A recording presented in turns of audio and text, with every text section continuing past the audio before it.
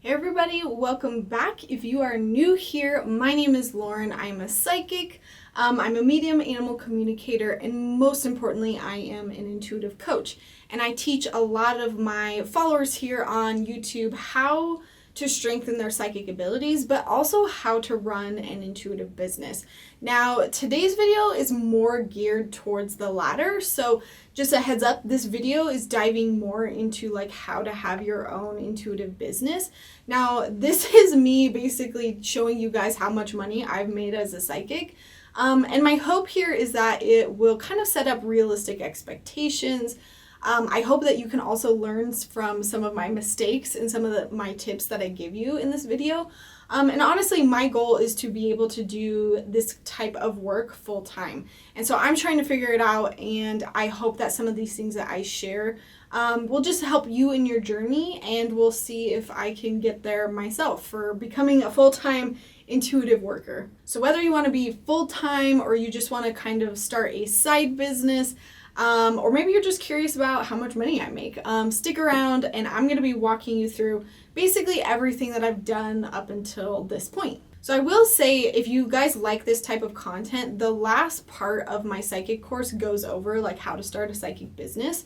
And I do have a few videos here and there on YouTube, but I'm not quite sure if that's what you guys want to see, so let me know in the comments below. I'm going to give you some social media tips, some platform tips. Honestly, this is going to be about marketing yourself, which is such like a huge thing. I so believe that people doing intuitive work should be charging for their services. Like, even if it's just like $1 for a reading, you have to charge something. And I am going to come out with a separate video on why I believe you should be charging for your work, but just know at the very basic level, doing intuitive work is not just showing up and doing a reading right then and there. You constantly have to stay on top of your boundaries. You constantly have to be practicing outside of an actual reading or whatever type of intuitive work that you do in order to be a clean and clear vessel. It's like a 24/7 job. And then you're promoting yourself. You are driving yourself around to things, and I just fully believe that this is not something that you should do for free. And that is sometimes like a huge thing in the metaphysical community. They think there's a lot of people that think because you have this gift that you shouldn't be able to charge. So if that's you, I'm not going to be the person for you, I guess. So I've been doing this work since 2014. It is currently 2021. 2014, I graduated, but honestly, I didn't want to do this like seriously. I was still in college for film school. I wasn't really looking at it than anything more than like something fun that like I was just super passionate about. So I didn't really even I think I maybe set up a Facebook page and that was it, but I didn't do any advertising of myself. I just let people come to me. And back then I didn't charge. And that was just because I felt like I wasn't practiced enough to charge, but I should have still been charging like even $5 a reading. Because what happens is I'm getting into my other video, but basically when people want things for free, they will take more advantage of you. And so if you ask them to like even just put some skin in the game, it ends up making them a lot more respectful of your time and your energy. And if somebody can't even pay like $5 for a reading, probably not somebody you should give a reading to, because they're going to nitpick and they're going to tell you that it didn't resonate and they want you to redo it, or, and they'll just make you feel shitty. So anyway, so in 2014, I was also coaching at the Aspen program. How much money I made, if I made anything, I didn't record it because it was a big fat zero. No money in 2014. Yay! So 2014, zero. 2015, I made $235. So that's a pretty big increase. And then 2016, I made $453. Now again, this wasn't my full-time job, so I was not expecting anything from this. This was just kind of extra cash in my pocket. How people found me back then was mostly word of mouth, people that knew me, that went to school with me, or went to the Aspen program with me. I think towards 2016, I started doing readings on Fiverr. I didn't know about Etsy. Etsy is probably a better place to do that because there's more people of that mindset on Etsy, but I was doing readings on Fiverr, so I was giving away like $5 precognitive calendars, $5 aura readings, $5 like 30-minute readings. So it was honestly a lot of me getting some practice, and I always got really good responses out of that, which made me feel good. And slowly over time, I started to increase my prices, but they were very, very low, very inconsistent, like $5. I would get a reading maybe once every like 6 months, so not that often, very inconsistent. So my first tip for you guys is that you have to market yourself. I know so many people in the intuitive world that don't even have a website. And it makes me so sad, like when I meet somebody and I'm like, oh, how can I get in touch with you? Like, so maybe one day if I want a reading, I can get a reading from you. And they just hand me like their email. It's like, oh, you don't have a website or like an Instagram where I could go check you out, kind of get your vibe, get a feeling for you. And honestly, if you make a website on Wix, you can do that super cheap and you can make it yourself. It's so easy. But it bums me out how many of my friends are such good like intuitive workers, but they don't promote themselves. They don't like market themselves. Nobody knows that you exist if you don't put yourself out there. You have to put yourself out there. So make an Instagram page, make a Facebook page. Honestly, if you have no idea where to start, I would start with Instagram unless you really aren't a fan of doing the photos, but you don't even have to take a picture of yourself. And the reason why I say Instagram is because it's easy to get into. You know, YouTube, you have to make a lot of videos. There's just a lot more upkeep with that. Facebook, I find, is not good for finding new people unless you get into groups. But Instagram is great because anybody can find you, and there is a large metaphysical community on Instagram. So kind of jumping into the next chunk of time, this was like 2017 through 2019. This is when I realized, okay, I kind of want to make this like more of a thing. I want to be more serious about it. But then it was also a time of me not understanding how to market myself or like where to do it, and just not being clear about who I was as an intuitive worker. Back then I was advertising basically everything that I did, which was like Reiki, shamanic work, animal communication. Like I still do all of that, but now I've kind of honed it down into like 3 basic things, like psychic, medium, psychic coach. Like that's what I do. Obviously I do more than that, but sometimes it can be hard for people to find you, or even the algorithms of some of these platforms to understand what you do to push you out to the right people. So some of my videos, like if you see some of my old videos, they were like me giving guidance or me talking about like being an introvert. Like it just didn't make sense with like what I was trying to do. Not that I couldn't do that, but I was just all over the place. Sometimes I'd talk about spirits. Sometimes I'd give guidance. Sometimes I'd just talk about myself. And so when you are marketing yourself, you kind of have to have, you know, it's not that you have to have only like 3 things that you do. It's more just when you are pushing yourself out, try to narrow it down, because it gives the platforms a lot better understanding of who you are. And then also same to the people that come across and find you. They should be able to be like, oh, okay, this is what she does right then and there. All right, so 2017, I made $648. 2018, I made $840. And 2019 was a pretty significant jump to $1,607. Now, this is not, none of these numbers are including my expenses. So really, I made less than this because I would buy tarot cards, I would pay for gas to get to these events, stuff like that. So on a good month, I might have had like 2 readings, but again, this was like very inconsistent. I would go through long periods of dry spells for sure. I might have gotten an event like maybe once or twice a year. I also decided to leave Fiverr around this time because I realized like I need to be charging more for my services and I need to be taking myself more seriously, or else no one else will. And so I got off Fiverr and I started to have like a much lower price for my readings. I couldn't tell you how much I charged, like maybe $30 for like an hour. I also definitely cut out like free readings. I knew that wouldn't attract the right type of people either. This is when I also started my YouTube channel and I tried to reach out to more strangers. Basically before this, it was more just like people that I knew. I also signed up for Gig Salad. So Gig Salad is, I'm still on there now, and this is just for finding events that are local to me. So people who want to pay for a reader for like 4 hours at their Christmas party or something like that. So if you are wanting to read in person, which I highly recommend as a reader, it kind of gets you out of your comfort zone and you learn new skills by being forced to be in front of people. And that's how I had to learn, was read people in person. So honestly, I'm most comfortable with that sometimes. But Gig Salad is a great place because if anyone is looking for entertainment for like a party, Halloween, birthday, Christmas, any corporate event, They will type it in, and then if your name pops up in the area, you can send them a quote for your services. Now, they do take a chunk, so you kind of have to just like add in a little bit for yourself. That leads me to my next tip, which is just being clear about who you are. Like, you can make a very basic website or even just like a business card, but the thing here is that when people look you up, they should get an understanding of like what you do, what you offer, how much your prices are, like what's your vibe, like what do you believe in. And people like to know that kind of stuff when they're reaching out to psychics, because they want to make sure that they're aligned with them and that their energy matches them, especially if they're like new and have never gotten a reading before. They really want to make sure they're making the right decision. Another thing is like, let people know, are these sessions in person? Are they remote? Are they phone calls? Like, what are you open and available to doing? There's so many psychics where like I'll go onto their website and I like maybe want to set up a reading. I'm just curious, and like I can't find a place to contact them. I don't know how to go about setting up a reading. And so if you make it difficult for people to get a hold of you, they'll just go find somebody else. And like, I'm sorry if that's the first time like someone is hearing this, but that's kind of like how marketing works. You have to put yourself out there if you want people to find you. And if they have no idea what you do, like I knew a few people who put up a website with just their name, but there was no indication that they were psychic or that they did readings.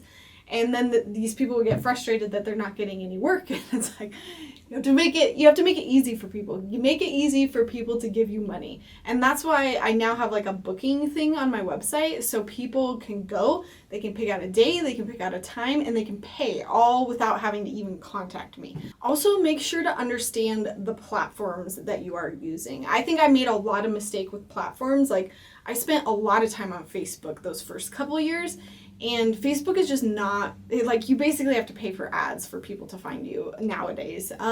But being on TikTok, there's a lot of psychics on TikTok. There's a lot of psychics on Instagram. There's a lot of psychics on YouTube. You just have to make sure you understand what each platform wants.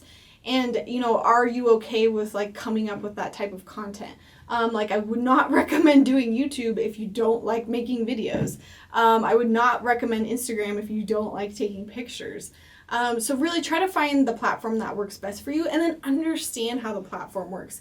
My issue of like why it's taken me so long to grow on YouTube is I just didn't understand how the platform worked, and I wasn't optimizing my videos. I wasn't making search terms that made sense.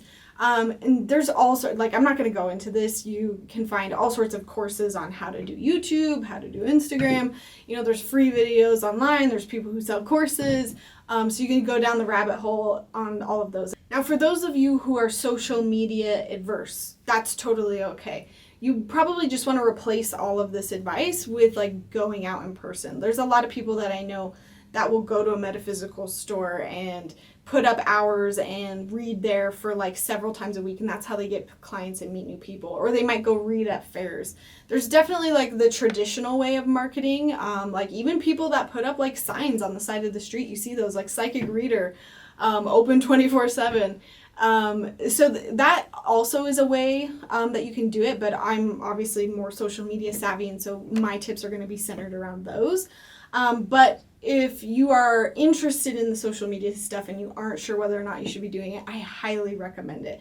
It just gets you in front of more people. But the thing is here is like, if you're not trying to build a big audience and you're not trying to make this your full-time job, you don't necessarily need to grind and do that. But if you're trying to make this your full-time job and you're relying on social media, you kind of have to hustle and really understand how these platforms work. And my biggest piece of advice with social media is to pick one and start with it. Try not to do too many at once. Try to grow one, and then once one is pretty solid, then you can kind of work on a different one. So this gets me into my last chunk of time, and that is 2019 until now. And you'll sort of see with that last amount of money that I made, there was like a pretty big increase, and that's because right around 2019 was when I was like, all right, I'm doing this, I'm serious, like my day-to-day job is no longer making me happy. I want to do this, and this is what I'm being called to do. In 2019, I made $1,607, and in 2020, I made $2,601. So quite a big jump. But that's like the whole year, you guys. That is not enough to live off of whatsoever. I still had to work my day job. I've worked my day job this whole entire time, even up till today. So in 2019 is when I started making very consistent YouTube videos, and you can sort of see those in my analytics. Now I'm gonna pull them up really quick just in case anyone is curious about my YouTube analytics. So this is kind of just like the back end. And right now I have 2,555 subscribers, and it took me a long time to get there. So I just want to show you guys, if any of you are interested in YouTube, if you're not, just skip this section, go to the next chapter. But so I just want to go to the subscribers, because when you're starting out, subscribers is like a huge thing. You have to have so many to even get monetized and start making money off YouTube. You have to get to 1,000, and then you have to get to 4,000 watch hours, which when you're starting, oh my gosh, it took me so long. So you can see where I started to get actually serious about YouTube. So I started my channel way back in 2016. So I would say I obviously wasn't getting a whole lot of views. Like 2017 is when I started to upload things, but I wasn't being consistent. And with YouTube, you have to be consistent. And so you can see like I have all these like low numbers. But then you can see in 2019 where I clearly like put in like way more effort. And this is subscribers. If I go to views, now jumping to how many views I've had my whole entire channel's worth, you can see how these numbers are just going up and up and up. Now ignore this last kind of point because that's like this current month and it's not like done yet. But you can see how long it took me to just even get views, period. You can see right around here, 2019, that's when I started getting serious, but it was still a long game. I'm still in the long game. I have 2,500 subscribers right now, and I'm just giving you those points too, so that if you are trying to grow on YouTube and you're trying to be like, okay, this is how much money she's making now, then you'll kind of get like where I'm at in relation to my subscribers. But up until 2019, I would say I was just kind of uploading videos for funsies. But then 2019, I was like, okay, I want to do this seriously. And I'm in 2021 now. And let's see, May was like 8,000 views. And I didn't even get monetized until May. So once I was starting to get serious, it took me about 1 year and 3 months to get to 1,000 subscribers. But then it only took me another 5 months to get to 2,000 subscribers.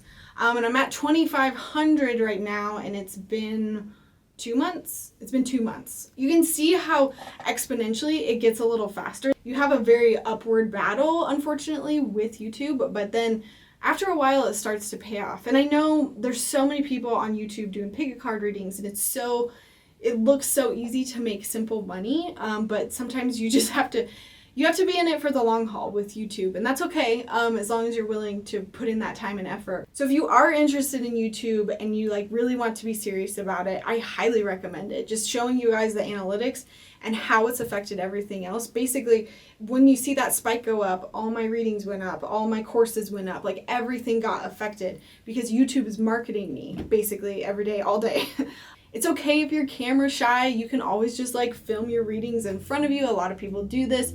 If you want to learn more about YouTube stuff, I learned a lot from Catherine Manning and Sunny Lenarduzzi. So check those guys out if you are like really serious about YouTube. And again, if you want to see more of this, I don't know if this is quite what you guys want. Let me know, and maybe it could become a members only video. And I'll talk to you in a second about how much money I'm making on YouTube now. So another thing that I started to do differently around this time was I started to add courses. So I'm diversifying my income. I was trying to find other ways that people could send me money, basically. And the thing is not everyone needs a reading every time, but maybe they're interested in learning about their psychic skills, or maybe they want to buy something else from me. And so that's why diversifying your income as much as possible is great, because then the times when you're not doing readings, you can be coming up with other income sources. So, I knew at one point my YouTube would eventually pay me if I got to the point where I was allowed to be monetized. And I knew that, the more people that saw my videos on YouTube would probably buy my courses. And so what I'm trying to illustrate here is that the more platforms you're on and the more income you have and how it all like interconnects, you can see how one will affect the other. And the more people that find me on YouTube, the more readings that I get. So And it's all about marketing. It's all about just putting yourself out there and understanding the platforms. And I haven't spent any money on ads. I've done this all organically. It's a slow process, but at some point it's going to snowball. Hopefully, theoretically. Unless people just hate my face and they're like, I don't want to watch your videos. I also started to introduce YouTube live readings. I mean, I did those for a while, but I got more regular about it. So my followers, you guys, you know when I'm going live every single week. And because of that, people come in, they donate for readings, and that's just like another source of income. And I was doing that before I was even monetized. I just gave people my PayPal link, my Venmo link, and then they sent me donations whenever they wanted to do a reading. Okay, so back to 2020. 2020 was obviously a weird one. I had obviously way less in-person events, which makes sense. But I surprisingly still had a good chunk of in-person readings. Or sorry, not in-person, just readings. The great thing about 2020 was that I had all these remote systems in place. People could already do readings with me via phone, via video. So it like I already had this all set up. And that's the great thing about doing things online, having those online marketing tactics. Like, I can't imagine what some of the people had to do that are so used to reading in stores. Like, they couldn't do that. And I hope that they, you know, had a fallback to fall back on. I hope they had something to fall back on. In 2020, I also added more income streams. So I started adding affiliate links to my videos. So anytime I use a product in my video, I put like a link down below. And you can click on it, go buy the thing, and I get a percentage of it. That doesn't mean you pay more for it. I just get a percentage because I get like a commission for selling it on Amazon. And anybody can sign up to do that at any time. There's no barrier to entry there. And so then I started getting money from Amazon because, you know, anytime I mention, oh, this is a tarot card that I use, or this is like a smudge spray that I use, you guys can go and you can buy it, and then I get a small percentage of that. I also started to add podcasts. That quite isn't making me money yet, but there is a potential for it to. And then I also have YouTube memberships now, which if you want a membership, I like have different tiers, and basically people can opt in and give me X amount of money a month to basically get additional material from me. And so for some people that's absolutely worth it, and they have the extra money to do that. And so then that's just helping me support myself even more. Some other ideas that you can do if this isn't quite like exactly what you want to do, just figure out what you do and find different things to sell. Like, you could sell kits of things, like, you know, I see people doing spell jars or crystal kits, moon water, or I don't know, you know, find something that makes sense with what you are selling as an intuitive worker, and you can sell those. Honestly, all the other things that I've mentioned, you can also be doing the YouTube, the memberships, you can even do like Patreon for, you know, different monthly prices gets you X. You know, again, different types of events, different types of parties, having different types of readings available too, both in like length and type. You can make digital things to sell. Like, I see a lot of people making like moon phase calendars that you can download, or even like your own version of an oracle card that people can download for like $5, and maybe they have to print it out themselves. I'm just also finding out that Amazon has a merch place. You have to be approved, but theoretically you can create designs and sell like t-shirts or sell cups with your designs on them. You could also start a blog if you're more of a writer and you don't like to necessarily be like on camera or something. There's a lot of ways you can monetize a blog about intuitive work, basically by placing ads. Another thing that you can do that I did before the pandemic was teach classes in person, and I'm actually hoping to bring this back myself. Obviously, you're limited to the people that are around you, and sometimes you really have to have enough of a following for people to for you to like fill a class. And that's always the issue that I had before, was like I had great class ideas, but not enough people knew about me to sign up. So that's kind of why I've always put it on the back burner. You could sell workshops, you could sell weekend workshops, but again, like, make sure you have enough people to fill the space. And you know, that's kind of like a long-term goal of mine, is I want to be able to do like a weekend workshop where people come in and pay to like see a bunch of people teach about psychic development, and then maybe like you get food covered and drinks covered, and like, you know, there's a couple hours of downtime, and then you get like Reiki. I'm going off on a tangent.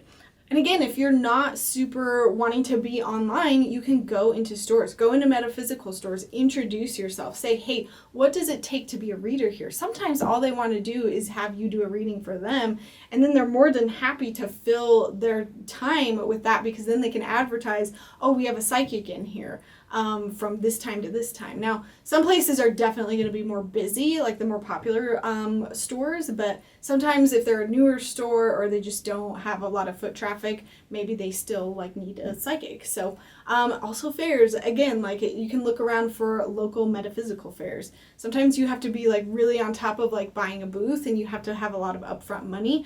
But from what I've heard from doing psychic fairs is you make your money back like threefold, which is crazy. So my next tip is to refine and get consistent. So refining is like getting rid of the things that no longer work for you. So once I started getting so many readings, and I felt overwhelmed by them, I kind of upped my prices. And then, when I also felt like, okay, people are booking me so much that I'm not in control of my days anymore, what I did was I put that booking thing on my website where I can set the schedule. And so now you can only book me at this time, Monday, Wednesday, Friday, from I think it's 12 to 5. And then I know ahead of time that if I'm going to have a reading, it's going to be at this part of the day that makes sense for me, that works best for me. But getting rid of readings that don't make you happy. So I cut out Reiki from my services because it didn't resonate with me. It didn't feel good. And then just anytime that I felt I was not getting enough in exchange for my services, I would up my prices. If you're really not a fan of doing in-person readings, it got to the point where I was spending too much on gas money and I was wasting too much of my day trying to get to a client, or having to clean up my entire house so that somebody could come over to my house. And so then I was like, okay, well, now I'm just going to do video and phone calls. And, I still do people in person, but usually I try not to because I found it just wasted more of my time.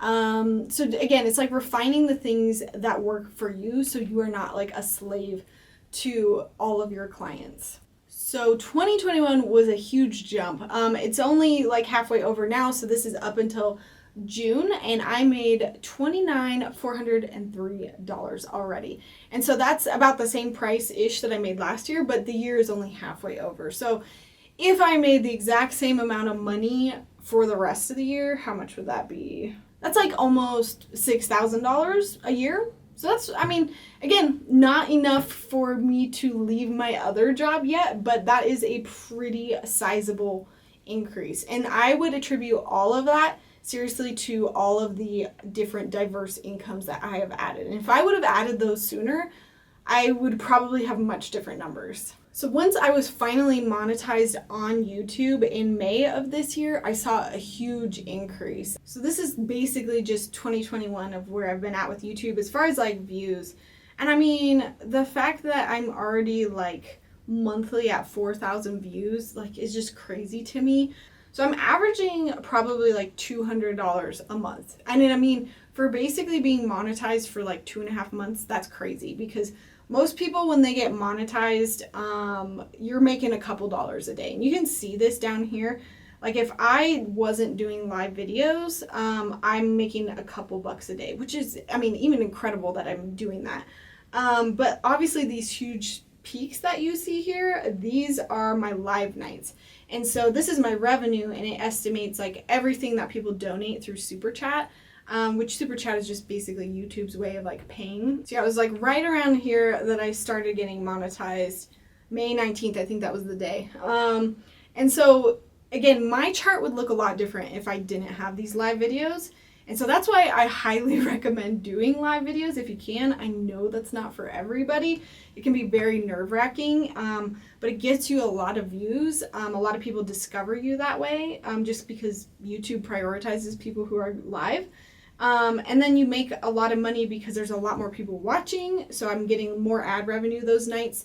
I'm also getting money from the Super Chat donations. And then some people will also buy my memberships as well. And so you can see each of these peaks is one of my live nights. But if I didn't have them, I'd be averaging a couple bucks a day. And it's hard to even know what that average is, because when it takes an average, it takes everything into account. Once you drop down here, estimated revenue so far since I've been monetized, $412, which is awesome because I've been doing them for free for so long.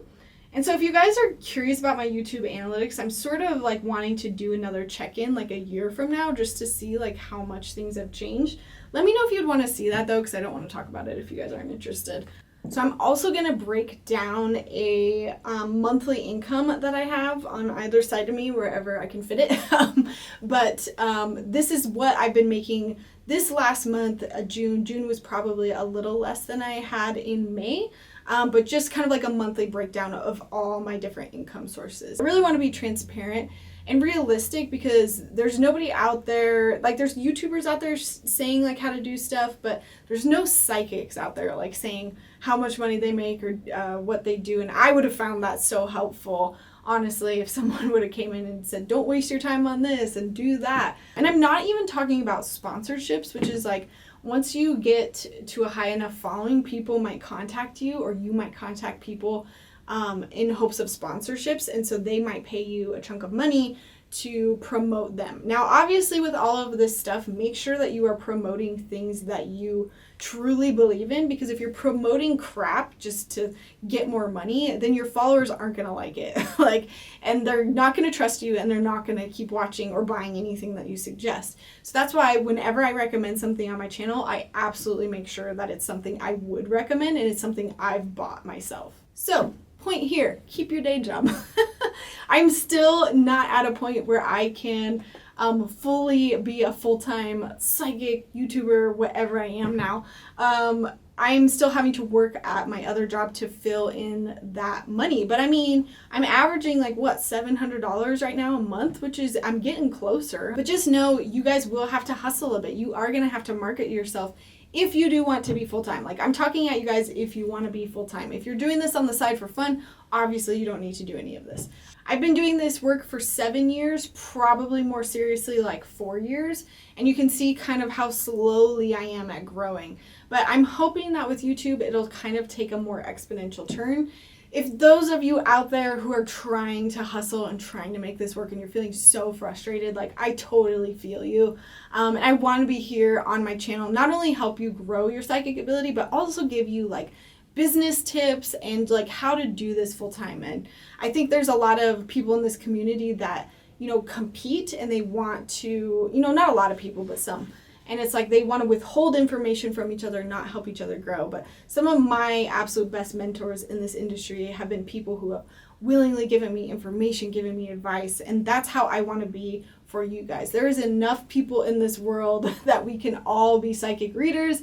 There is an abundance of clients, there's an abundance of work out there, and there's no reason that we need to withhold this information from each other. I mean, as long as you are being genuine, as long as you are really on top of your psychic abilities, being a good, ethical, healthy psychic, as well as just doing it for the right reasons and really coming at it from a place of I want to help, but also respecting your time and your boundaries by charging and by, you know, setting parameters and setting your boundaries about what you do and you don't do.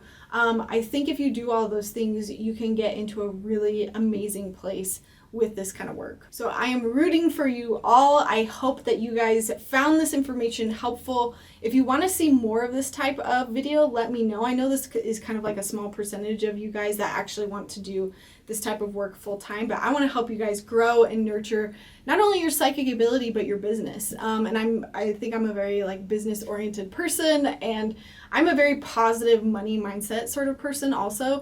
And if you feel like you're struggling with the idea of like charging or just like, I can't even like get around like making money in this industry, I would check out some of the money mindset books out there and start there.